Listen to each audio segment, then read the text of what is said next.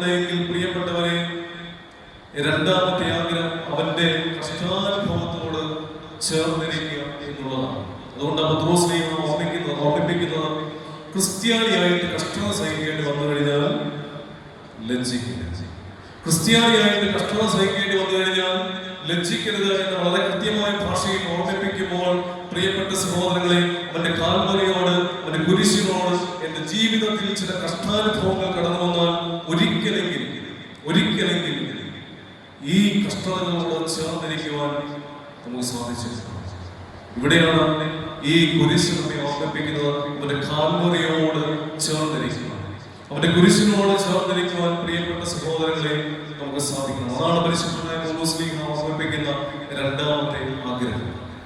ആധുനിക ലോകത്തിന്റെ വെല്ലുവിളികൾക്ക് മുന്നിൽ വല്ലാതെ പതറിപ്പോകുമ്പോൾ, ആധുനിക ലോകത്തിന്റെ പ്രതിസന്ധികൾക്ക് മുന്നിൽ വല്ലാതെ കണ്ണടച്ചു പോകുമ്പോൾ, ജീവിതത്തിൽ കഷ്ടതകളും പ്രയാസങ്ങളും കണ്ണുനീരുകളും ദുരന്തങ്ങളും ഒക്കെ കടന്നു വരുമ്പോൾ, താൻ വിശ്വസിക്കുന്ന സഭയെ തള്ളി പറഞ്ഞുകൊണ്ട്, താൻ വിശ്വസിക്കുന്ന സമൂഹത്തെ തള്ളി പറഞ്ഞുകൊണ്ട് യാത്ര ചെയ്യുമ്പോൾ, പ്രിയപ്പെട്ടവരെ, അവന്റെ കുരിശിനോട് ചേർന്നിരിക്കുവാൻ എന്തേ നമുക്ക് സാധിക്കുന്നു?